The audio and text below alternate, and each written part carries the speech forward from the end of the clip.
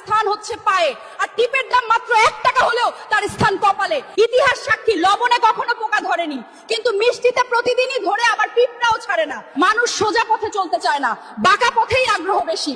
তাই তো মদ বিক্রেতাকে কোথাও যেতে হয় না, কিন্তু দুধওয়ালাকে বাজারে দাঁড়ে দাঁড়ে ঘুরতে হয়। আমরা সর্বদা দুধ বিক্রেতাকে বলে থাকি, দুধে জল মিশাননি তো? আর মানুষ মদে জল মিশে খায়। আজ পর্যন্ত মানুষকে এতটুকুই চিনলাম। কচু পাতা দেখেছেন নিশ্চয়ই, ওপরে সবুজ আর ভেতরে চুলকানিতে ভরা। ঠিক তেমনি কিছু মানুষ আছে, বাইরে থেকে দেখতে ভীষণ সুন্দর পরিপাটি, কিন্তু ভেতরটা আবর্জনায় ভরা। সাপ দুধ খেয়ে বিষ উগরে দেয়, আর গরু ঘাস খেয়েও দুধ দেয়। সুতরাং দোষটা খাবারের নয়, পার্থক্যটা স্বভাবের। নিজের যোগ্যতা নিয়ে কখনো অহংকার করবেন না। মনে রাখবেন, পাথর কিন্তু নিজের ওজনের জন্য জলে ডুবে যায়। কি আজব দুনিয়া জানেন? যার চোখে ঘুম আসে তার কাছে ভালো বিছানা নেই, আর যার কাছে ভালো বিছানা আছে তার চোখে ঘুম নেই। যার মনে দয়া আছে তার কাছে দেওয়ার মতো কিচ্ছু নেই, আর যার কাছে দেওয়ার অনেক কিছু আছে তার দেওয়ার মতো মনটাই নেই। এটাই বাস্তবতা।